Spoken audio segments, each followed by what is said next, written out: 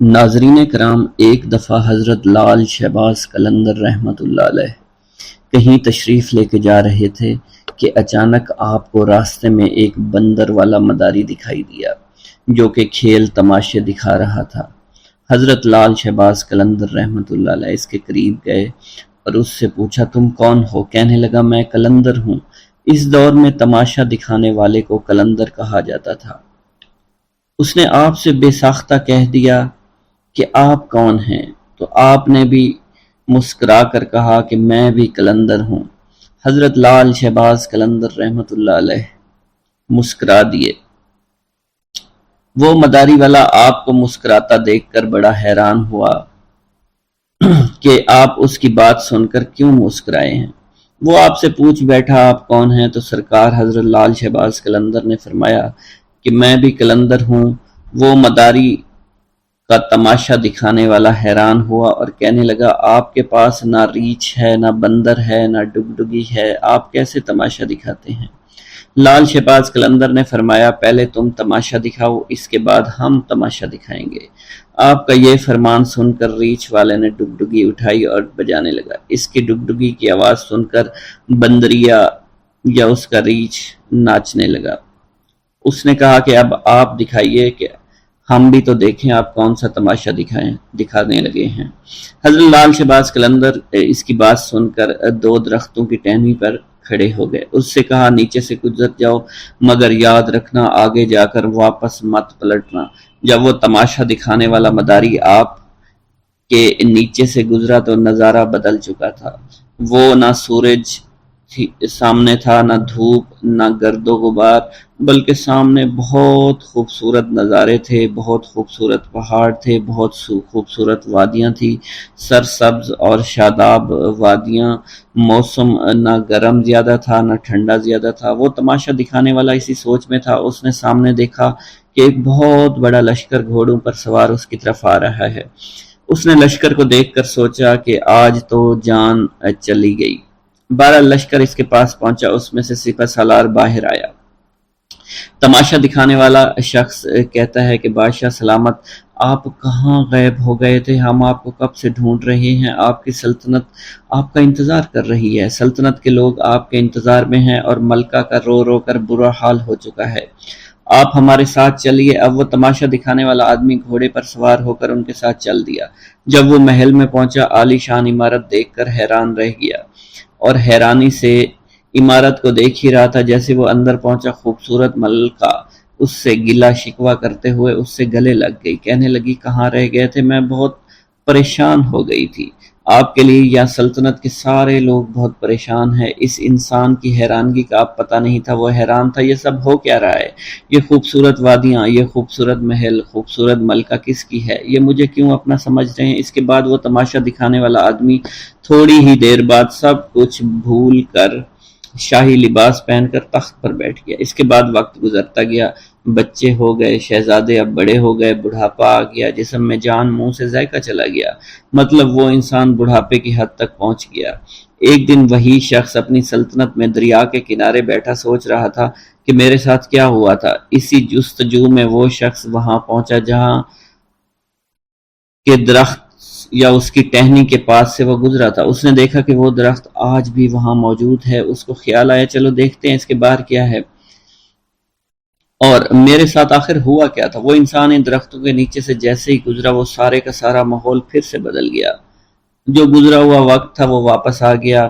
حضرت لال شہباز قلندر وہاں موجود تھے اور اس کی حالت جو بڑھاپے کی تھی وہ واپس بدل گئی، اور وہ سلطنت، وہ مہارانی، وہ شہزادے سب کے سب پیچھے چھوٹ گئے اور وہ واپس وہیں پر اپنے ریچھ کے پاس پہنچ گئے۔ حضرت لال شہباز قلندر رحمۃ اللہ علیہ اس وقت وہاں موجود تھے۔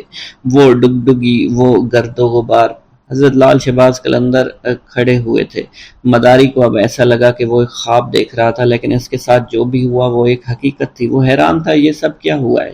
اس شخص نے جیسے ہی لال شہباز قلندر کو دیکھا تو ان سے پوچھنے لگا، میری سلطنت، میری رانی، میرے شہزادے کہاں چلے گئے؟ لال شہباز قلندر نے مسکرا کر فرمایا، ایک تماشا تم نے ہم کو دکھایا تھا اور ایک تماشا ہم نے تمہیں آج دکھا دیا۔ واللہ عالم۔ ایک دفعہ سیون شریف میں قحط پڑ گیا۔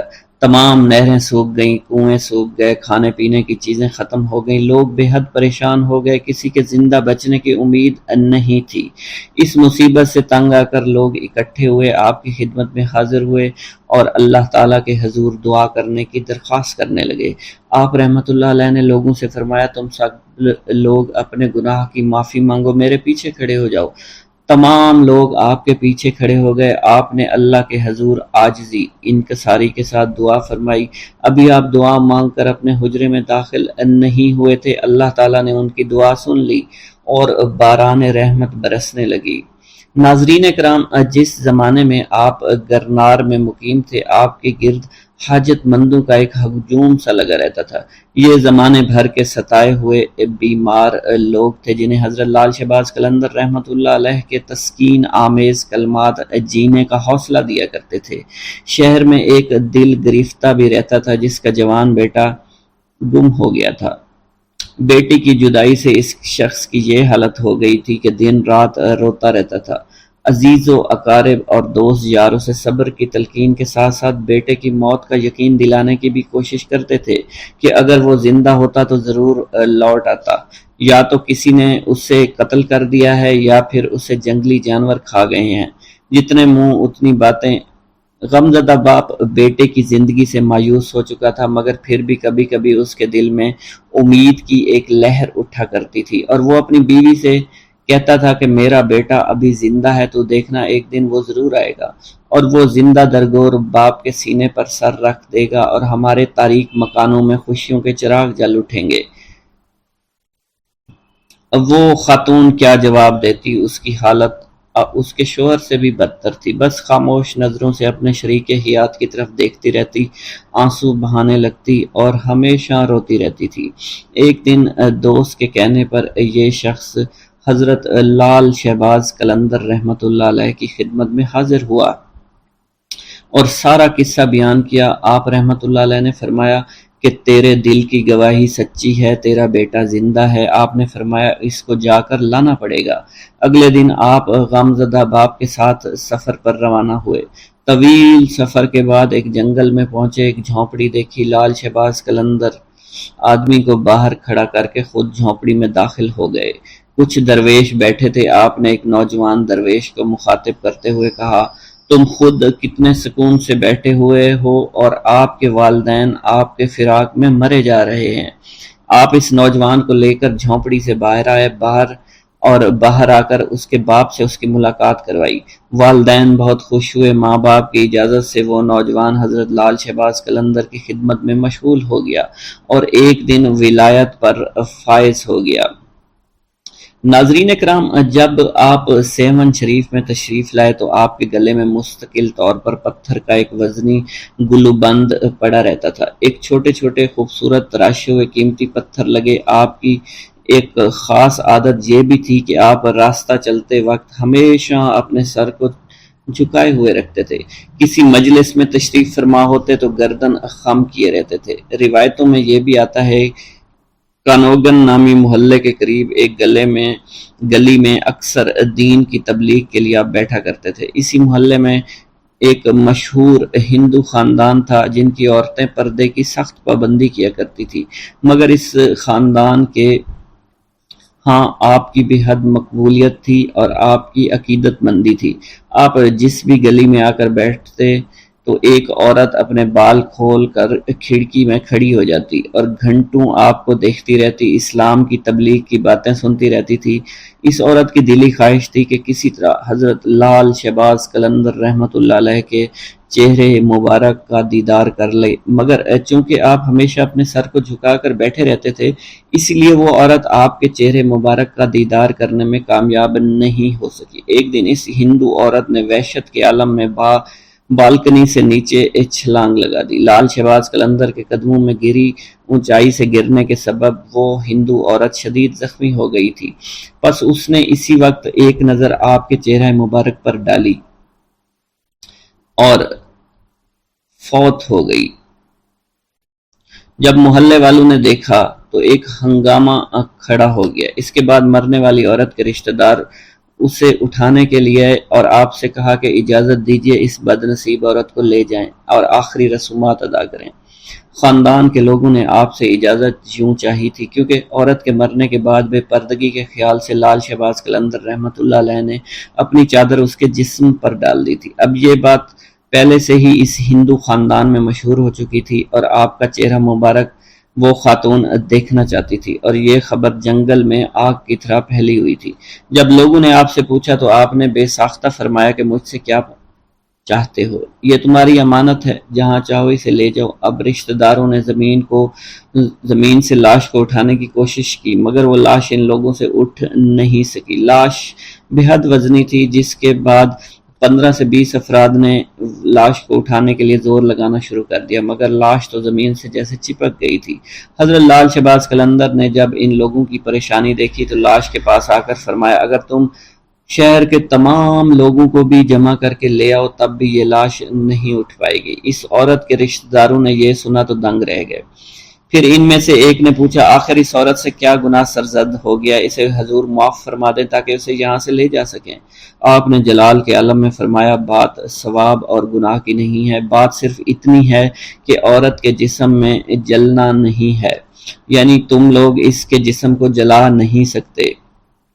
ایک نہایت عجیب اور غریب صورتحال پیدا ہو گئی تھی۔ پوچھا، پھر ہم کیا کریں؟ جس پر حضرت لال شہباز قلندر نے سکوت آمیز لہجے میں فرمایا، وعدہ کرو تم سب اسے دفن کرو گے تو یہ لاش اٹھ جائے گی۔ ہندوؤں نے وعدہ کیا، جس کے بعد اس عورت کی ارتھی اٹھنے کی بجائے جنازہ اٹھا۔ اس عورت کو مسلمان طریقے سے دفن کیا گیا۔ اس عورت کی قبر سیون شریف میں آج بھی موجود ہے، جسے ہندو مہذب دنیا کے لوگ دور دور سے دیکھنے آتے ہیں۔ آج بھی سیون میں آتے ہیں اور اس کے موقع پر جو مہندی اٹھتی ہے اس عورت کی قبر سے اٹھائی جاتی ہے اور مختلف علاقوں سے گزرتی ہوئی حضرت لال شہباز قلندر رحمۃ اللہ علیہ کی درگاہ پر آتی ہے۔ حضرت لال شہباز قلندر کے نام سے دولت پانے والی بزرگ ہستی کا نام ان کے والد ماجد نے سید عثمان رکھا تھا، مگر بعد میں انہوں نے لال شہباز قلندر رحمۃ اللہ علیہ کے نام سے اس دنیا میں شہرت پائی۔ آپ کی ولادت آذربائیجان کے گاؤں عمر بند میں ہوئی۔ آپ کا سلسلہ نسب حضرت امام جعفر صادق رضی اللہ تعالی عنہ سے جا ملتا ہے۔ جس طرح ہندوستان میں حضرت خواجہ غریب نواز معین الدین چشتی اجمیری رحمۃ اللہ علیہ کی وجہ سے اجمیر کو خاص شناخت حاصل ہوئے، اسی طرح سندھ میں سیون شریف کو حضرت لال شہباز قلندر رحمۃ اللہ علیہ کی وجہ سے غیر معمولی عظمت حاصل ہے۔ پیارے دوستو، اسلام کا پیغام ان لوگوں کے سر جاتا ہے جو اسلام کی ترویج کا کام کیا کرتے تھے، جنہوں نے مشرق وسطیٰ کے علاقے سے اس وقت بر صغیر کا رخ کیا جب مسلمان حملہ آوروں نے بر صغیر کے علاقے فتح کرنا شروع کر دیے تھے۔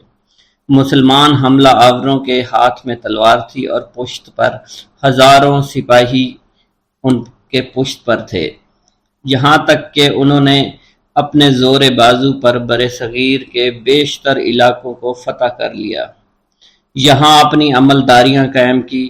اسلام اس خطے کے لیے ایک نیا مذہب تھا، اور جس طرح سے مسلمان حملہ آور یہاں وارد ہوئے تھے، مقامی لوگوں کے ذہنوں میں اسلام کی شکل پرتشدد مذہب کے طور پر بن چکی تھی۔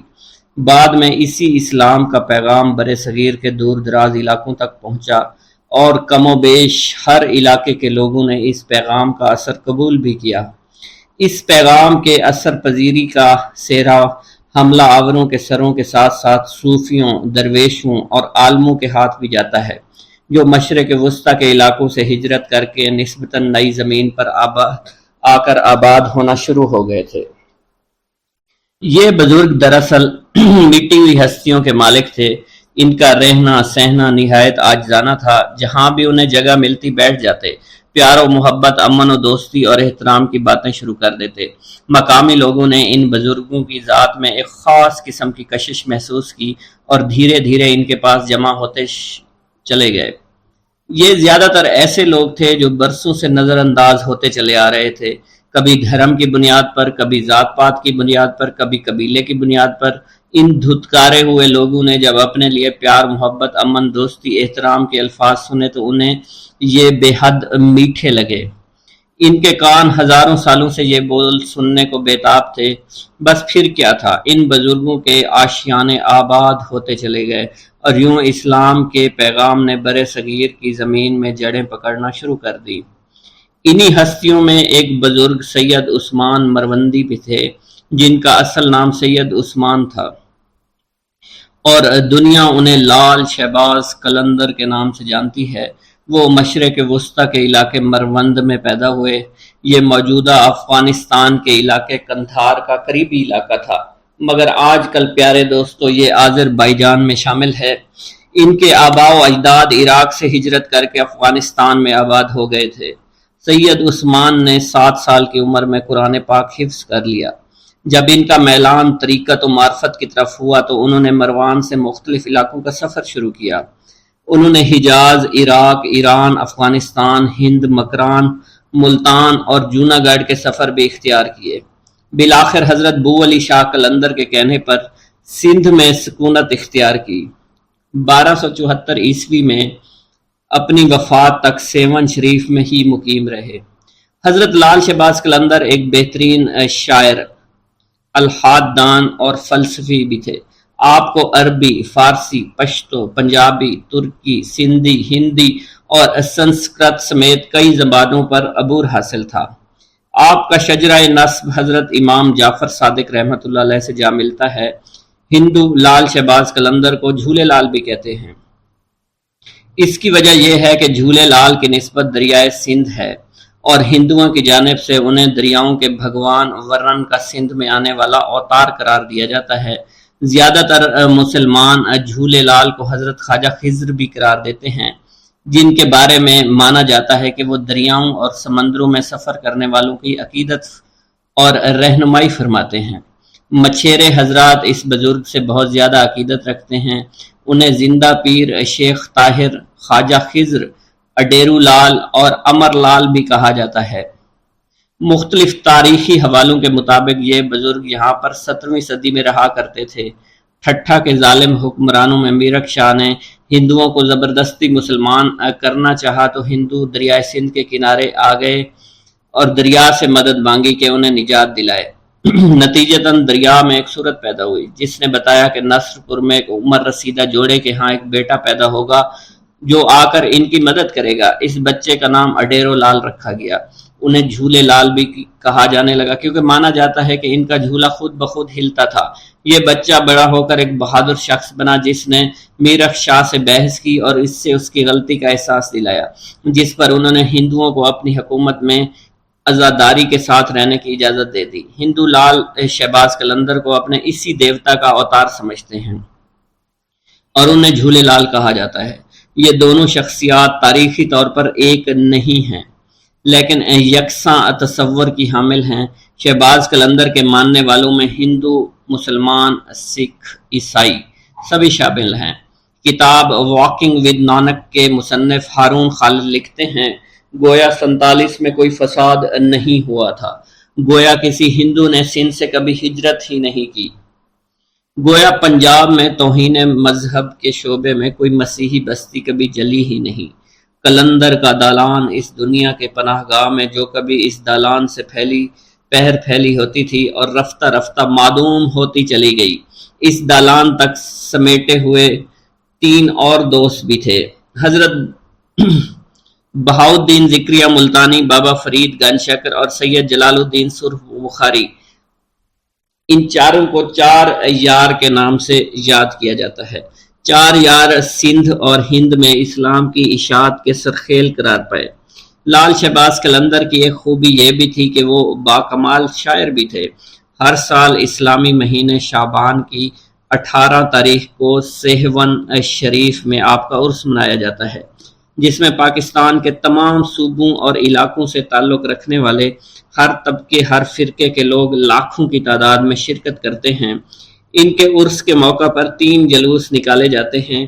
ایک کی قیادت مقامی سید گھرانے سے تعلق رکھنے والا ایک عقیدت مند کرتا ہے، جبکہ 2 جلوس ہندوؤں کی قیادت میں نکلتے ہیں اور مزار کا ایک مجاور ہندو بھی ہے۔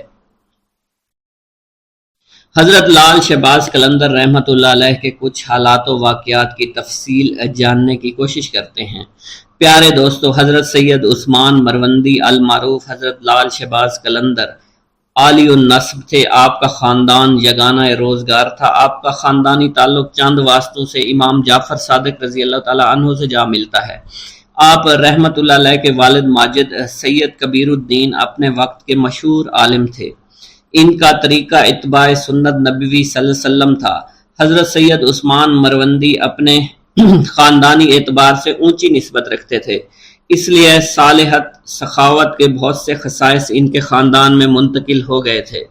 ایک روایت کے مطابق آپ کے والد کا نام سید ابراہیم بن کبیر الدین ہے، جن کی ولادت جمادی الثانی میں مروان میں ہوئی۔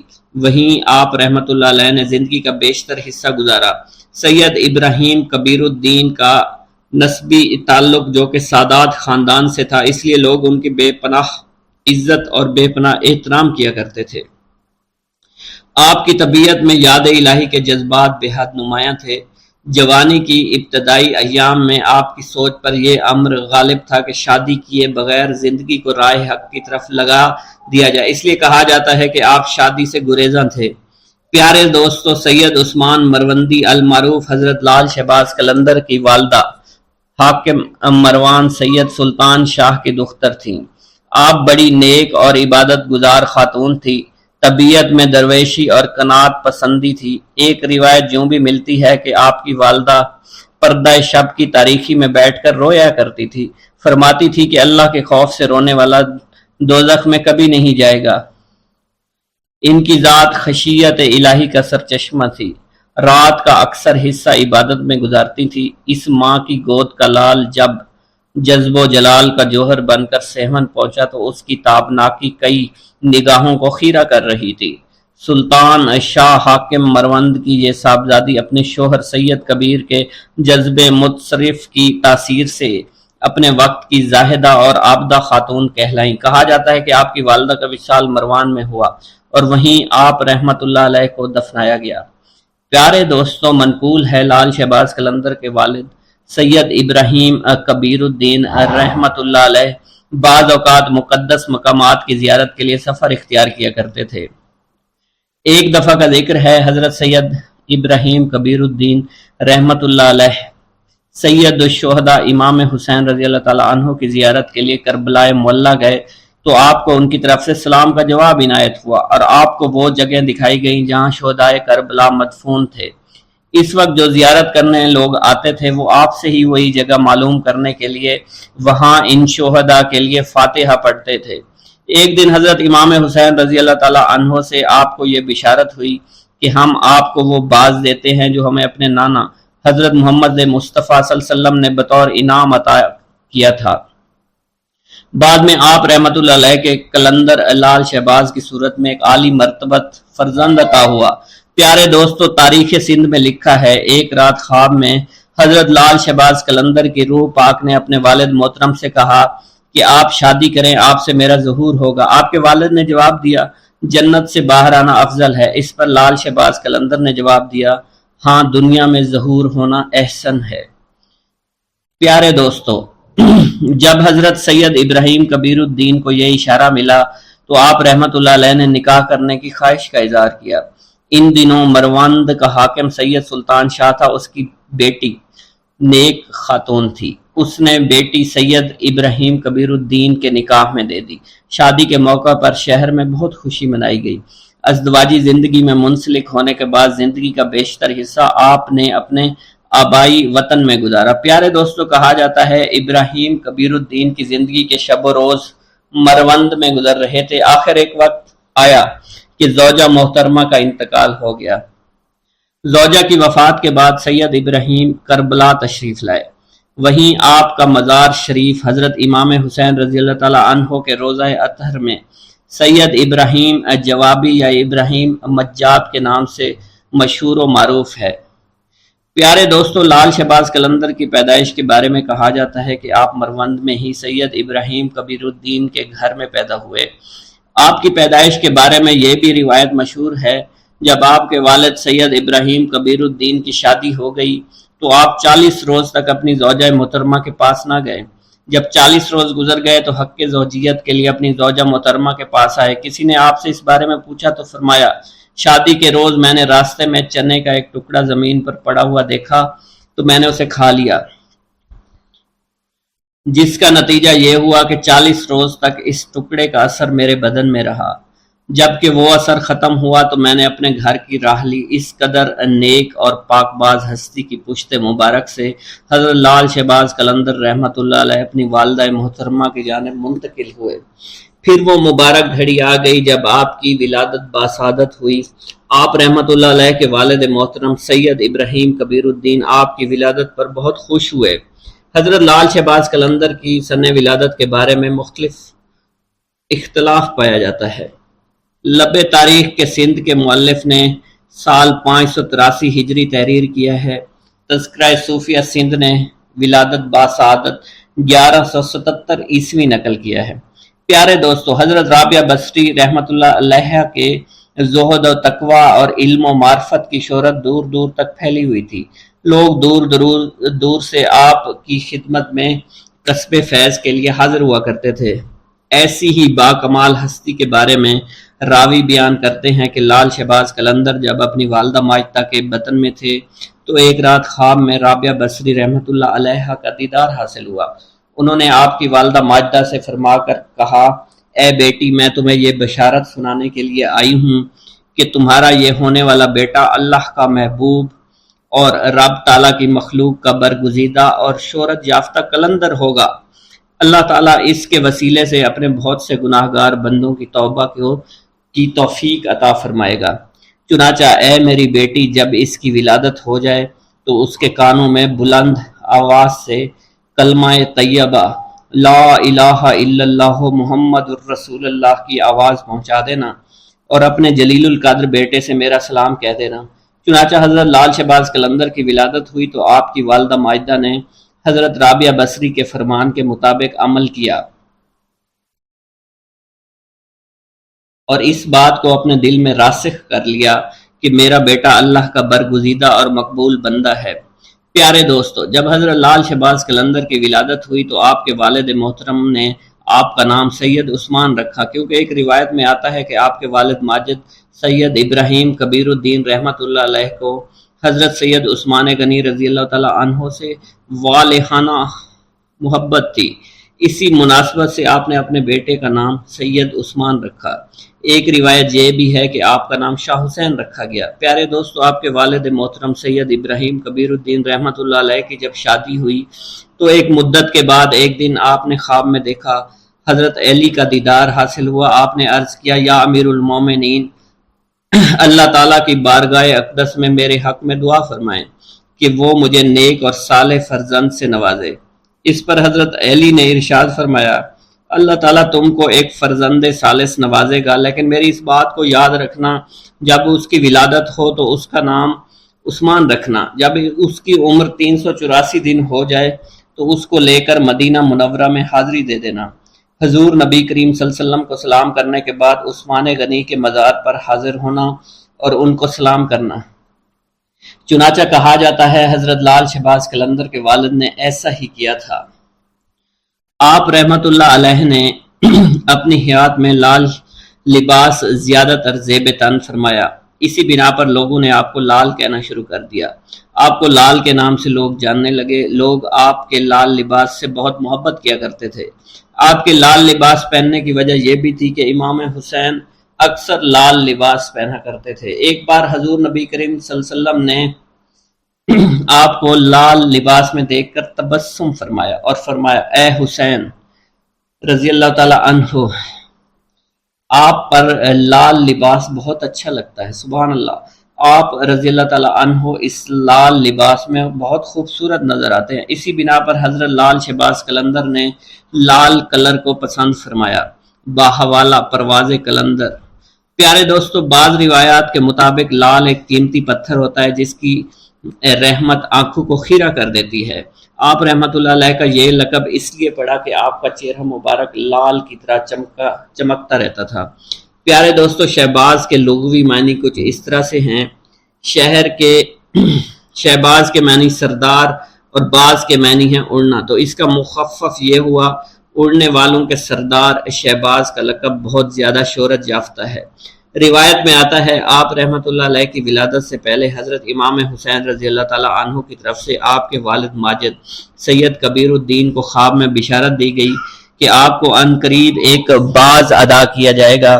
चुनाचा जब हज़रत सैयद उस्मान की विलादत हुई तो आपको शहबाज के लक़ब से याद किया जाने लगा। तज़किरा उन निसा की रिवायत के मुताबिक जब आपको अपने मुर्शद पाक से खिलाफत का एजाज़ हासिल हुआ तो आपके शहबाज के लक़ब भी मरहमत हुआ। इसके अलावा आप रहमतुल्लाह अलैह को कलंदर, सैफुस्सान, शमसुद्दीन और मखदूम के लक़ब से भी जाना जाता है। प्यारे दोस्तों, आपका शजरा नस्ब चंद वास्तों से हज़रत इमाम जाफर सादिक से जाकर मिलता है।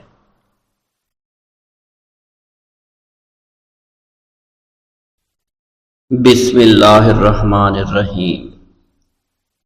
नाज़रीन गिरामी, रिवायत में आता है कि कुतुबुल अक़ताब हज़रत शेख अब्दुल कादिर जिलानी अल हसनी वल हुसैनी अल जिलानी हज़रत गौसे आज़म शेख अब्दुल कादिर जिलानी रहमतुल्लाह अलैह जब नमाज अदा करते तो बहुत ज़ारो कतार रोया करते, यानी गिरिया जारी किया करते थे। रोते रोते आपकी हिचकी बन जाया करती थी। जब आप रहमतुल्लाह अलैह मस्जिद में अपने मुरीदीन और शागिर्दों के साथ बाजमात नमाज पढ़ते, अल्लाह पाक की मोहब्बत और इश्क में इतने डूब कर इबादत करते कि इनके शागिर्द आपकी रिक्कत आमेज़ी को देखकर यानी रोने के अंदाज को देखते और कहते अगर असल नमाज देखनी है तो गौसे पाक की नमाज को देखा जाए। तो एक बार का जिक्र है कि आप रहमतुल्लाह अलैह इराक की मस्जिद में से बाजमात नमाज पढ़कर बाहर निकले। आपके मुरीदीन भी आपके साथ थे। आपने देखा कि इसी मोहल्ले में कुछ बच्चे अखरोट के साथ खेल रहे हैं। आप बच्चों से बहुत प्यार किया करते थे, गोया कि खुद बचपन में कभी बच्चों की तरह खेल कूद नहीं कर सके, लेकिन बच्चों को देखकर आप मुस्कुराते थे। आप आगे बढ़ने लगे और मुरीदीन की बड़ी जमात भी आपके साथ थी। अभी आप ज्यादा दूर नहीं गए थे कि इन बच्चों ने एक दूसरे के कान में कुछ बोलना शुरू कर दिया और इशारे में बातें करने लगे कि क्या ख्याल है कि जो बाबा जी सबसे नुमायां हैं, नूरानी चमकते हुए चेहरे वाले हैं, सबसे आगे चल रहे हैं, इनको बोला जाए जो फरमाइश हमें करनी है इनसे कर दें, क्या ये हमें डांटेंगे तो नहीं? तो कुछ समझदार बच्चे हम जुबान हुए और कहा नहीं नहीं, ये जो बाबा है ना बहुत अच्छे हैं, इनसे जो कुछ कहोगे इन्होंने वो हमारी बात पूरी करनी है। हम इनसे एक मीठी और लजीज चीज आज मंगवाते हैं। तो इनमें से एक बच्चा जो सबसे बड़ा था पास आया और कहा बाबा मेरी बात सुने। आपने बहुत प्यार और शफकत से उसके सर पर हाथ रखा और कहा बेटा कहो। उसने कहा कि मेरा दिल कर रहा है कि मैं आपसे कुछ मांगूं। आपने फरमाया कि कहो बेटा क्या चाहते हो। वो कहने लगा कि मुझे आप इस फिलां जलेबी वाले से जलेबी लाकर दे सकते हैं, मेरा खाने का बहुत दिल कर रहा है। मैं चला जाता लेकिन बाबा मेरी बारी आने वाली है, जब तक मैं जलेबी लेकर वहां आऊंगा मेरी बारी चली जाएगी। आप रहमतुल्लाह अलैह के वहां के मशहूर बुजुर्ग बड़े सरदार लोग हैं। आपके खादमीन आपके नौकर बनने के लिए जान की बाजी लगाने को तैयार रहते हैं। इधर वो बच्चे आपके रुतबे को भी देख रहे थे और ये भी देख रहे थे कि आप कौन सी शख्सियत है, लेकिन फिर भी इतने सारे लोगों को छोड़कर आपसे वो बच्चा कहता है कि बाबा मुझे जलेबी ला कर दे दें।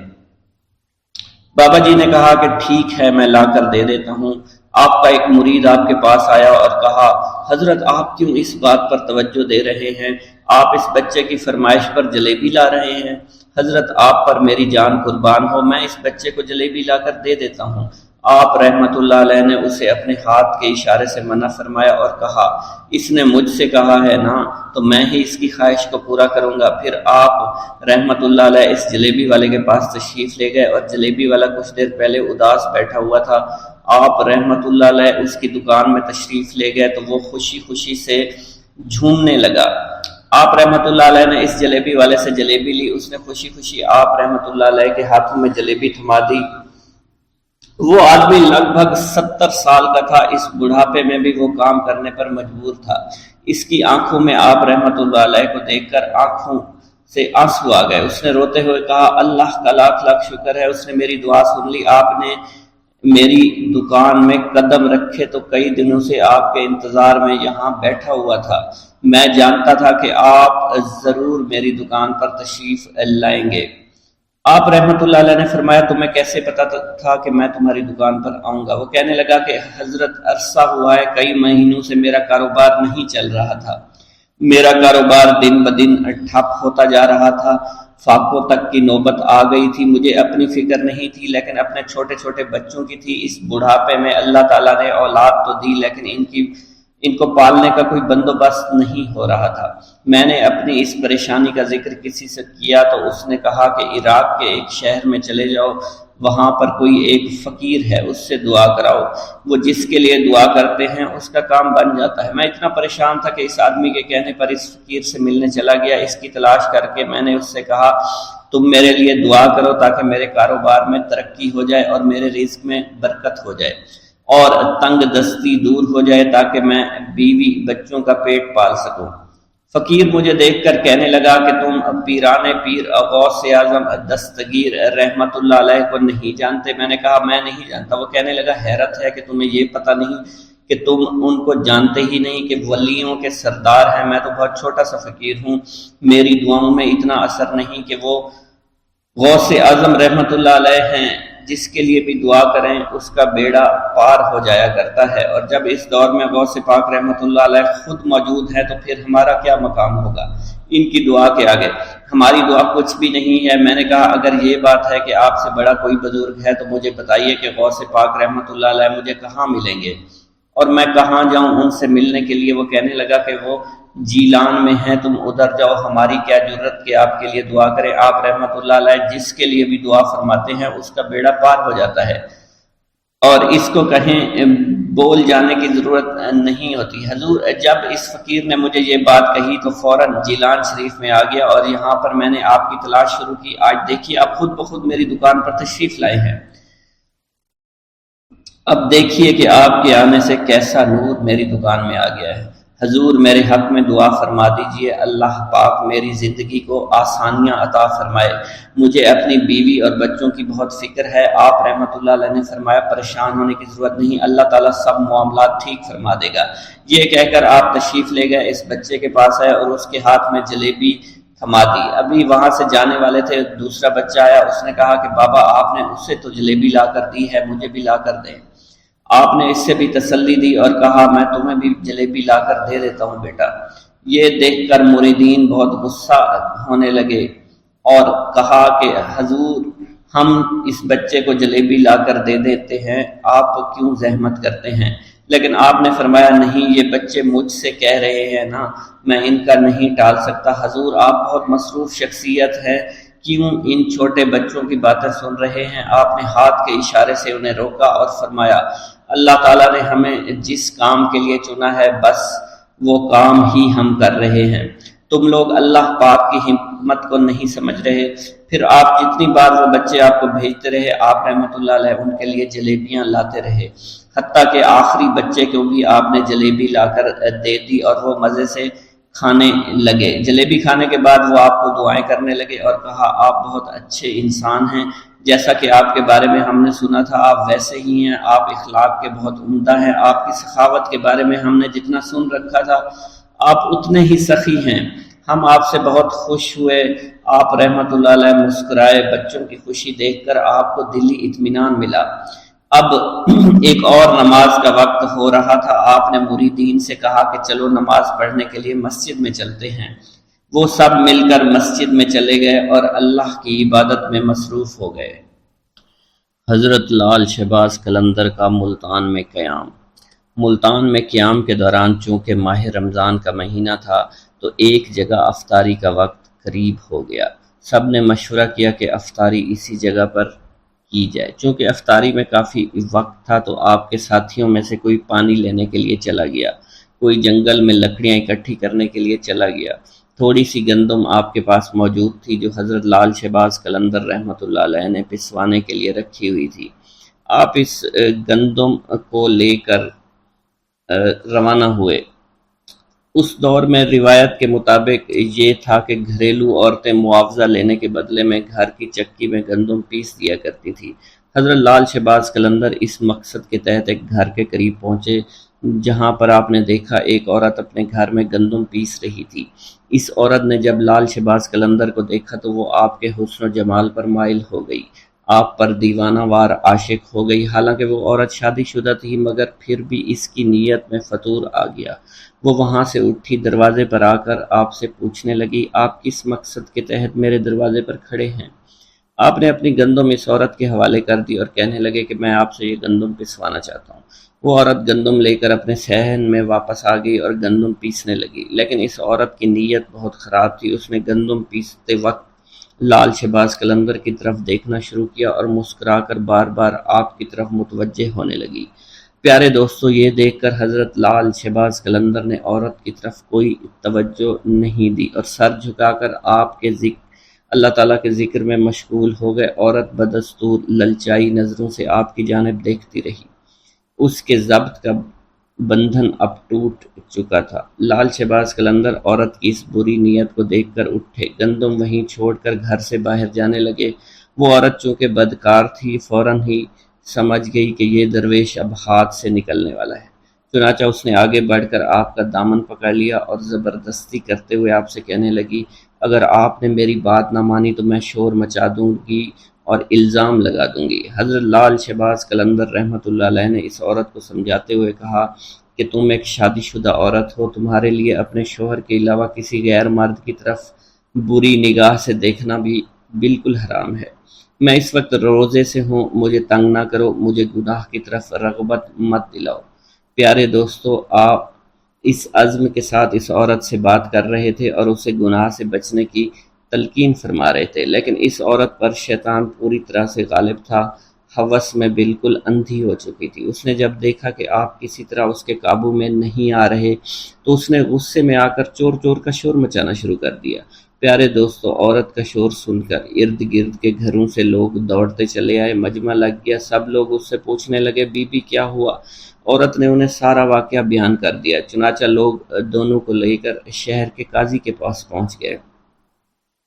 وہاں قاضی نے عورت سے ساری صورتحال پوچھی تو عورت نے وہی بات بتائی جو اس نے اپنے محلے داروں کو بتائی تھی۔ قاضی حضرت لال شہباز قلندر کی طرف متوجہ ہوا تو اس نے آپ کی طرف دیکھا تو اس پر عجیب قسم کا رعب اور دبدبہ طاری ہو چکا تھا۔ اس نے محسوس کیا کہ یہ کوئی نیک انسان ہے۔ آپ کے چہرے سے شرافت ٹپک رہی تھی، اس لیے قاضی نے بڑے مؤدبانہ انداز سے کہا، اے آدمی، اس عورت نے تم پر بڑا ہی گھناؤنا الزام لگایا ہے، تم اس کے جواب میں کیا کہنا چاہتے ہو؟ یہ الزام ایسا ہے کہ سوائے گواہ پیش کرنے کے کوئی صورت نہیں آتی۔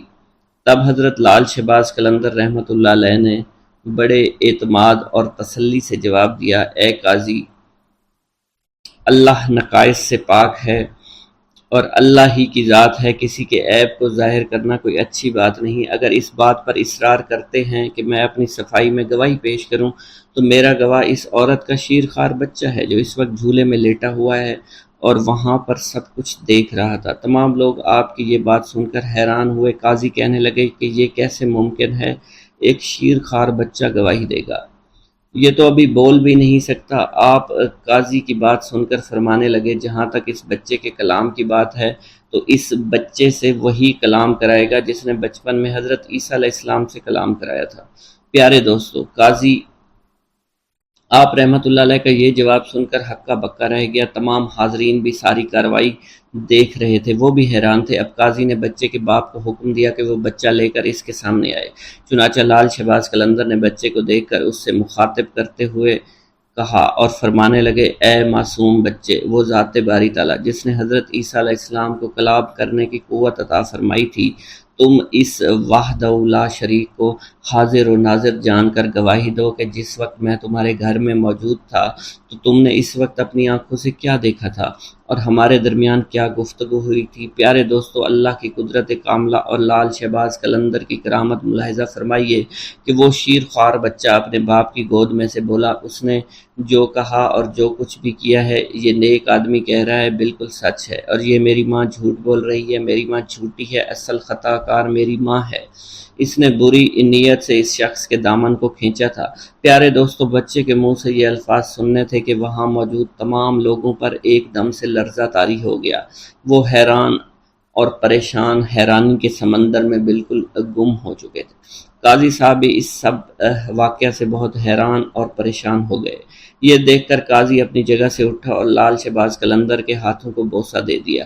قاضی نے آپ کو اپنے ساتھ بٹھایا۔ پیارے دوستو، اب اس عورت کی آنکھوں سے برائی کی پٹی اٹھ چکی تھی اور وہ بھی اپنے گناہوں پر بڑی شرمندہ تھی، اس لیے عورت نے آپ سے معافی مانگ لی اور آئندہ گناہوں سے بچنے کے لیے توبہ کر لی۔ پیارے دوستو، ایک بار درویشوں کا ایک قافلہ سفر کرتا ہوا ایک جنگل میں پہنچا۔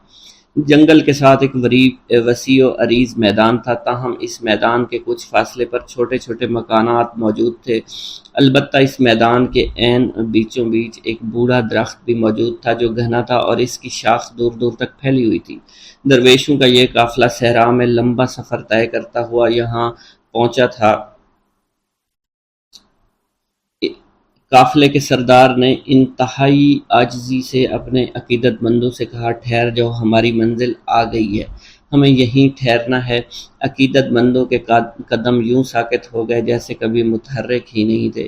ایک مرید خاص نے اپنے رہنما سے پوچھا، یا حضرت، ہمارا قیام اس میدان میں کس جگہ پر ہوگا؟ تو ان کے سردار نے کہا کہ وہ سامنے جو گھنا سایہ دار درخت نظر آ رہا ہے اس کے نیچے ہم قیام فرمائیں گے اور اللہ کی عبادت اور ریاضت کریں گے۔ قافلے کے پیشوا نے ایک لمبی دعا کی اور رب تعالیٰ سے التجا کی کہ وہ دنیا اور آخرت کی بھلائی عطا فرمائے۔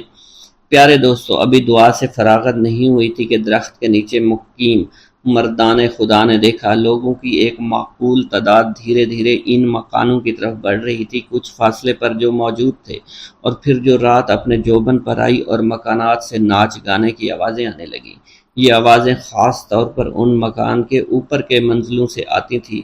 مریدین نے بڑی حیرانگی سے ایک دوسرے کی طرف دیکھا کیونکہ یہ آوازیں عبادت کی آوازوں سے مختلف تھیں اور ان کی عبادت میں مخل ہو رہی تھی۔ جب انہوں نے اپنے مرشد کو انتہائی سکون و اطمینان کے ساتھ عبادت میں مشغول دیکھا تو تمام عقیدت مندوں نے اس ہنگامے کے باوجود اپنی ریاضت اور عبادت جاری رکھی، مگر ان کے دل میں پریشانی ضرور تھی۔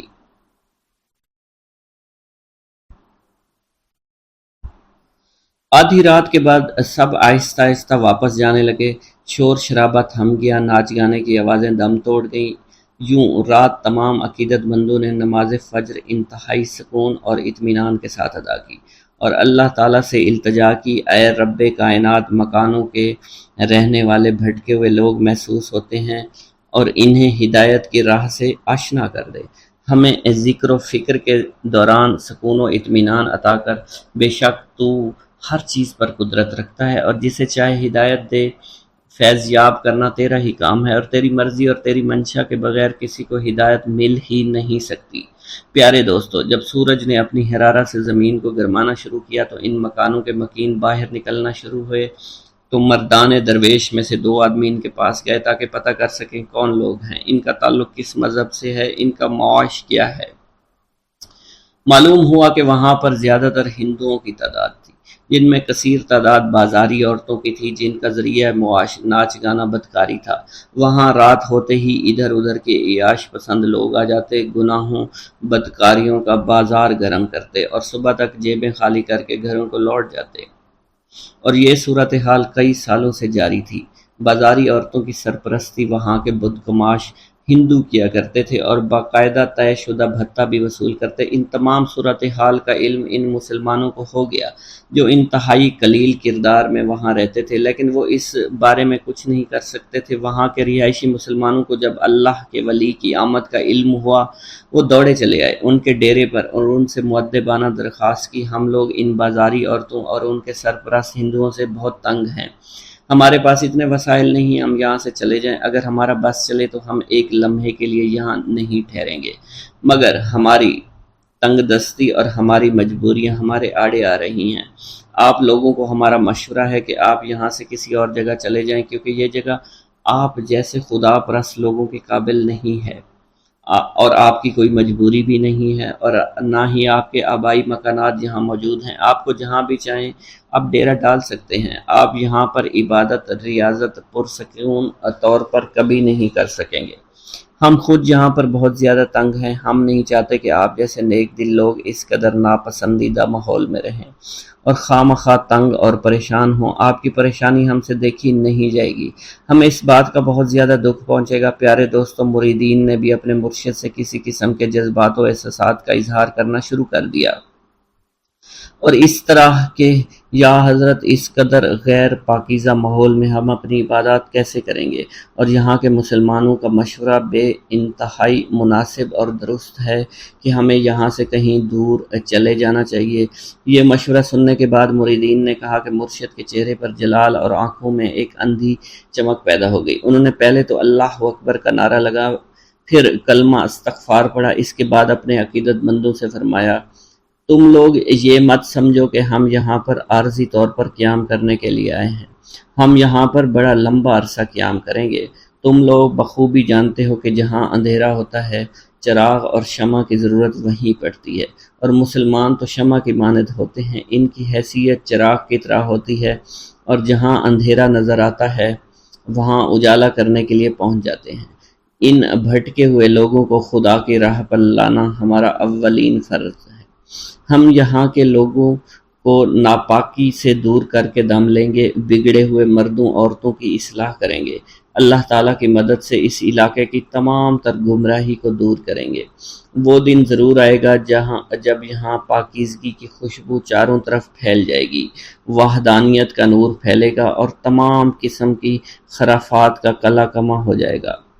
پیارے دوستو، آپ کے بتاتے چلیں کہ ان مرشد کا نام حضرت لال شہباز قلندر تھا، اور وہ سندھ کی دھرتی پر تشریف لائے تھے، اور انہوں نے سندھ کی دھرتی کو تمام برائیوں سے پاک کیا اور اللہ تعالیٰ کی وحدانیت کا نور ہر جگہ پھیلا دیا۔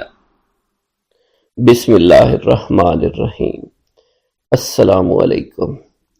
حضور سیدنا غوث اعظم فرماتے ہیں، میں 10 برس کی عمر میں اپنے شہر کے مکتب میں حصول علم کے لیے جایا کرتا تھا۔ اس وقت میرے ساتھ ملائکہ بھی ہوتے تھے جو میرے آگے پیچھے میری حفاظت کی غرض سے چلتے تھے۔ جب میں مدرسہ پہنچتا تھا تو وہ بار بار منادی کرتے تھے، اللہ کے ولی کے لیے جگہ خالی کر دو، چنانچہ وہ میرے لیے جگہ خالی کر دیتے تھے۔ ایک مرتبہ میں نے ایک ایسے شخص کو دیکھا جس نے فرشتوں کی آواز سن کر کہا کہ یہ نہایت معزز گھرانے کا فرد ہے، اور عن قریب اس کو وہ عظمت اور بزرگی حاصل ہوگی جس میں کوئی مزاحمت نہ ہوگی، اس کو ایسا قرب نصیب ہوگا کہ اس کو کوئی فریب نہ دے سکے گا۔ پھر 40 برس بعد میں نے اس شخص کو پہچانا، وہ شخص ابدالوں میں سے تھا۔ حضرت شیخ ابو سعود احمد بن ابی بکر سے مروی ہے، حضور سیدنا غوث اعظم نے فرمایا، میں 25 سال تک تنہا عراق کے بیابانوں میں پھرتا رہا۔ میں لوگوں کو نہ جانتا تھا، لوگ مجھے نہیں جانتے تھے۔ اسی دوران میرے پاس رجال الغیب اور جنات تشریف لائے جنہیں میں طریقت اور رسول اللہ کی تعلیم دیا کرتا تھا۔ ابتدا میں جب میں عراق میں داخل ہوا تو حضرت خضر میرے ہم سفر تھے اور میں انہیں اس وقت سے پہچانتا نہیں تھا۔ ان کے ساتھ میرا معاہدہ ہوا کہ میں ان کے کسی حکم کی خلاف ورزی نہیں کروں گا۔ ایک مرتبہ انہوں نے مجھے ایک جگہ بیٹھنے کا حکم دیا، میں اسی جگہ 3 سال بیٹھا رہا۔ سال میں ایک مرتبہ حضرت خضر میرے پاس تشریف لاتے اور فرماتے، یہی تیرا مقام ہے جہاں تجھے پہنچایا گیا ہے۔ اس عرصہ کے دوران تمام نفسانی خواہشات مجھ پر انسانی شکل میں وارد ہوئیں، لیکن اللہ نے مجھے ہر موقع پر استقامت عطا فرمائی اور مجھے ان خرافات سے بچائے رکھا۔ ابتدا میں میرا نفس مجاہدہ کا کوئی طریقہ اختیار کرتا تو میں اس پر قائم ہو جایا کرتا تھا اور کسی چیز کو قبول نہیں کرتا تھا۔ ایک طویل مدت تک اپنا گلا گھونٹتے ہوئے میں نے مدائن کے جنگلوں میں مجاہدات میں مشغول رہا۔ حضور سیدنا غوث اعظم فرماتے ہیں، میں نے اپنے نفس کو مختلف مجاہدوں اور ریاستوں اور مشقتوں میں ڈالے رکھا۔ 1 سال تک میں گری ہوئی چیزیں اٹھا کر کھاتا رہا، اسی دوسرے سال میں صرف پانی پر گزارا کرتا رہا، اور تیسرے سال میں نے کچھ نہ کھایا اور نہ پیا نہ ہی سویا۔ ایک مرتبہ شدید سردی کی وجہ سے میں ایوان کسریٰ کے کھنڈرات میں سویا تو رات بھر میں 40 مرتبہ احتلام ہوا۔ میں نے ہر مرتبہ دریائے دجلہ پر جا کر غسل فرمایا، پھر نیند کے خوف سے محل کے اوپر ایک ویران جگہ پر چڑھ گیا اور وہاں 2 سال تک قیام کیا، حتیٰ کہ سردی کے سوا کوئی شے کھانے کو میسر نہیں تھی۔ حضور سیدنا غوث اعظم فرماتے ہیں، ہر سال ایک بزرگ آتے اور وہ مجھے اونی جبہ دے کر چلے جاتے۔ اسی طرح میں نے بے شمار طریقوں سے دنیا اور نفس سے چھٹکارا حاصل کرنے کی کوشش کی۔ لوگ مجھے دیوانہ سمجھتے تھے، میں برہنہ جسم جنگلوں میں چلا جاتا، کانٹوں پر لوٹا شور مچایا کرتا، میرے تمام بدن سے خون جاری ہو جایا کرتا۔ لوگ مجھے اٹھا کر شفا خانے لے جایا کرتے جہاں میری حالت مزید بگڑ جایا کرتی۔ ایک وقت ایسا آیا جب مجھ میں اور مردہ میں کوئی فرق نہ تھا۔ لوگ کفن لے آئے اور غسال کو بلوایا کہ وہ مجھے غسل دے۔ ابھی انہوں نے مجھے غسل دینے کے لیے ایک تختہ پر لٹایا، میری حالت درست ہو گئی، میں اٹھ کھڑا ہوا۔ طریقت کی ان پرخطر راہوں میں نہ تو میں کبھی خوف زدہ ہوا، نہ کبھی میرا نفس مجھ پر غالب پا سکا، اور نہ ہی دنیا کی آسائش مجھے حیران کر سکی۔ حضور سید غوث اعظم فرماتے ہیں، شیطان نے میرے گرد بے شمار جال بچھائے۔ جب میں نے ان سے کہا یہ کیا ہے، اس نے کہا یہ دنیاوی آلائشیں ہیں، اور میں ان جالوں میں سے تم لوگوں کا شکار کیا کرتا ہوں۔ میں نے 1 سال تک شیطان کا مقابلہ کیا، اس کے بچھائے ہوئے تمام جالوں کو ختم کیا۔ اس کے بعد میرے سینے کو کھول دیا گیا اور مجھ پر بے شمار خلائق ظاہر ہوئے۔ حضور سیدنا غوث اعظم فرماتے ہیں، میں نے دریافت کیا کہ یہ اللہ کیسے ہے؟ جواب ملا، یہ خلق کے اسباب ہیں جو تم سے ملے ہوئے ہیں۔ میں سال بھر ان کی جانب متوجہ رہا، یہاں تک کہ وہ مجھ سے جدا ہو گئے۔ جب مجھ پر باطن ظاہر ہوا تو میں اپنے قلب کو بہت سے علائق سے ملوث پایا۔ میں نے دریافت کیا یہ علائق کیا ہیں؟ جواب ملا، یہ تمہارے ارادے، تمہارے اختیارات ہیں۔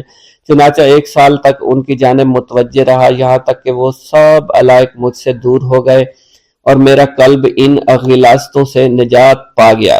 حضور سیدنا غوث اعظم فرماتے ہیں، پھر میں نے توکل کے دروازے پر آیا، میرا مقصد پورا ہو، لیکن جب میں توکل کے دروازے پر پہنچا، بے شمار لوگ وہاں موجود تھے۔ میں ہجوم کو چیرتا بڑھا اور شکر کے دروازے پر پہنچ گیا، یہاں بھی لوگوں کا جمع غفیر موجود تھا، اسے بھی چیرتا آگے بڑھا اور مشاہدہ کے دروازے پر پہنچ گیا، یہاں پر موجود ہجوم کو بھی چیرتا ہوا اندر داخل ہوا، حتیٰ کہ سب سے آخر میں مجھے فقر کے دروازے پر لا دیا گیا۔ فقر کا دروازہ خالی تھا۔ جب میں اس دروازے میں داخل ہوا تو دیکھا جن جن چیزوں کو میں نے ترک کیا تھا وہ سب یہاں موجود تھی۔ یہاں مجھے ایک بہت بڑے روحانی خزانے کی فتوحات سے نوازا گیا۔ میرے لیے تمام دنیا کے خزانے کھول دیے گئے، مجھے روحانی عزت، دائمی غنا اور خالص آزادی عطا فرمائی گئی۔ میری تمام چیزیں جو میری ہستی اور میری صفات سب معدوم ہو گئی تھی، وہ میری ہستی کی جگہ کسی اور نے لے لی تھی۔ حضرت شیخ ابو سعید مخزومی نے حضور سیدنا غوث اعظم کو خرقہ خلافت سے نوازا اور فرمایا، اے عبد القادر، یہ وہ خرقہ ہے جو حضور نبی کریم صلی اللہ علیہ وسلم نے سیدنا علی المرتضیٰ کو عطا فرمایا۔ سیدنا علی المرتضیٰ نے یہ خرقہ خواجہ حسن بصری کو عطا فرمایا، جس سے ہوتا ہوا یہ مجھ تک پہنچا، اور یہ تمہاری امانت تھی جو میں نے تم تک پہنچا دی۔ حضور سیدنا غوث اعظم نے جب خرقہ مبارک کو زیب تن کیا تو آپ پر بے شمار انوار و تجلیات کی بارش ہونا شروع ہو گئی۔ بھوک اللہ کے خزانوں میں سے ایک خزانہ ہے۔ حضرت شیخ ابو محمد فرماتے ہیں، ایک روز میں حضور سیدنا غوث اعظم کی خدمت میں ایسی حالت میں حاضر ہوا کہ فاقہ سے تھا، اور میرے اہل و عیال بھی کئی دنوں سے بھوکے تھے۔ میں نے آپ کی خدمت میں سلام عرض کیا تو آپ نے میری دلی کیفیت کو بھانپتے ہوئے فرمایا، اے جونی، بھوک اللہ تعالیٰ کے خزانوں میں سے ایک خزانہ ہے، اور اللہ عز و جل جس کو دوست رکھتا ہے اس کو فاقہ کی نعمت عطا فرما دیا کرتا ہے۔ حضرت شیخ زین الدین فرماتے ہیں، ایک مرتبہ میں اور ایک میرا دوست حج کی ادائیگی کے بعد بغداد شریف آئے۔ بغداد شریف میں ہم کسی کو جانتے نہیں تھے اور ہمارے پاس صرف ایک قبضہ کمان تھی جسے فروخت کر کے ہم نے کچھ چاول خریدے اور انہیں پکایا۔ ہم ان چاولوں سے سیر نہ ہو سکے اور نہ ہی ہمیں کوئی لطف محسوس ہوا۔ بعد ازاں ہم حضور سیدنا غوث اعظم کی محفل میں حاضر ہوئے تو آپ کچھ کلام فرما رہے تھے۔ ہمیں دیکھتے ہی آپ نے اپنا کلام قطع کر لیا اور فرمانے لگے، حجاز مقدس سے کچھ مہمان آئے اور ان کے پاس قبضہ کمان کے سوا کچھ نہ تھا جسے انہوں نے فروخت کر کے چاول خریدے اور انہیں پکا کر کھایا، لیکن نہ ہی وہ سیر ہوئے اور نہ ہی لطف اندوز۔ حضرت شیخ زین الدین ابو الحسن علی بن ابو طاہر ابراہیم انصاری فرماتے ہیں، ہم نے جب حضور سیدنا غوث اعظم کا یہ کلام سنا تو ہم نہایت حیران ہوئے۔ محفل کے اختتام پر آپ نے دسترخوان بچھوایا۔ میں نے آہستگی سے اپنے دوست سے اس کی پسندیدہ چیز کے متعلق پوچھا تو اس نے کہا، حلوہ کھانا چاہتا ہے، اور میرے دل میں اس وقت شہد کی خواہش پیدا ہوئی۔ ابھی یہ سب کچھ ہمارے دلوں میں ہی تھا کہ حضور سیدنا غوث اعظم نے اپنے خادمین کو حکم دیا، جاؤ حلوہ شہد لے آؤ۔ خادمین نے حکم کی، تعمیل کی اور حلوہ اور شہد ہمارے سامنے لا کر رکھ دیا۔ آپ کا اس طرح ہمارے دلوں کی بات پر مطلع ہونے سے ہم حیران رہ گئے۔ حضرت ابو حفص عمر بن صالح بغدادی ایک مرتبہ اپنی اونٹنی کو ہانکتے ہوئے حضور سیدنا غوث اعظم کی خدمت میں حاضر ہوئے۔ عرض کرنے لگے، حضور میں حج کے لیے بیت اللہ شریف جانا چاہتا ہوں، مگر میری یہ اونٹنی میرا ساتھ دینے کے قابل نہیں ہے اور فی الحال میرے پاس کوئی دوسری سواری بھی نہیں ہے۔ آپ نے اس اونٹنی کی پشت پر ہاتھ پھیرا۔ اس کے بعد حضرت ابو حفص عمر بن صالح بغدادی نے اس اونٹنی کو ایڑی لگائی تو وہ اونٹنی بیت اللہ شریف تک بھاگتی ہی چلی گئی اور کوئی دوسری سواری اس کے قریب نہیں پہنچ سکی۔ حضرت ابو حامد فرماتے ہیں، میں ایک مرتبہ بغداد شریف میں حضور سیدنا غوث اعظم کی خدمت میں حاضر ہوا اور اپنا مصلی آپ کے نزدیک بچھا کر بیٹھ گیا۔ آپ نے مجھ سے فرمایا، اے حامد، تم عنقریب بادشاہوں کے دسترخوان پر بیٹھو گے۔ چنانچہ جب میں حران واپس پہنچا تو سلطان نور الدین زنگی نے مجھے اپنے پاس رہنے پر مجبور کر دیا اور مجھے اپنا مصاحب خاص مقرر کر دیا اور ناظم اوقاف مقرر فرمایا۔ حضرت شیخ ابو المظفر اسماعیل سے منقول ہے کہ ایک مرتبہ حضرت شیخ الہیتی بیمار ہو گئے۔ حضور سیدنا غوث اعظم ان کی عیادت کے لیے تشریف لائے۔ آپ نے ان کے نزدیک کھجور کے 2 درخت دیکھے جو 4 سال سے خشک تھے اور ان پر پھل نہیں آتا تھا۔ آپ نے ان درختوں کے نیچے بیٹھ کر وضو کیا اور 2 رکعت نماز ادا فرمائی۔ کچھ دن گزرنے کے بعد ان درختوں پر پھل لگ گئے اور وہ دوبارہ سے سرسبز و شاداب ہو گئے۔ جھولی کو میری بھر دو ورنہ کہے گی دنیا، ایسے سخی کا منگتا پھرتا ہے مارا مارا۔ مولانا عبد الرحمن جامی فرماتے ہیں، حضور سیدنا غوث اعظم کا ایک مرید آپ کے ہمراہ مسجد کی جانب جا رہا تھا۔ جمعہ کا دن تھا۔ اس دن کسی بھی شخص نے آپ کو دیکھ کر نہ سلام کیا نہ ہی کچھ توجہ فرمائی۔ اس مرید کے دل میں خیال آیا کہ پہلے تو آپ جمعہ کی نماز کی ادائیگی کے لیے بڑی مشکل سے لوگوں کے ہجوم میں سے ہوتے ہوئے مسجد کی جانب تشریف لے جایا کرتے تھے، اور آج کوئی شخص بھی آپ کو سلام نہیں کر رہا ہے اور نہ آپ کے نزدیک آ رہا ہے۔ مولانا عبد الرحمن جامی فرماتے ہیں، ابھی یہ خیال اس مرید کے دل میں ہی تھا کہ حضور سیدنا غوث اعظم نے مسکرا کر اس مرید کو دیکھا، پھر لوگوں کا ایک جمع غفیر اکٹھا ہو گیا اور ہر کوئی آپ سے سلام کرنے کا خواہش مند تھا، یہاں تک کہ اس مرید اور آپ کے درمیان ہجوم حائل ہو گیا۔ اس مرید کے دل میں یہ خیال آیا کہ یہ پہلا حال اچھا تھا جب میں اور آپ تنہا تھے۔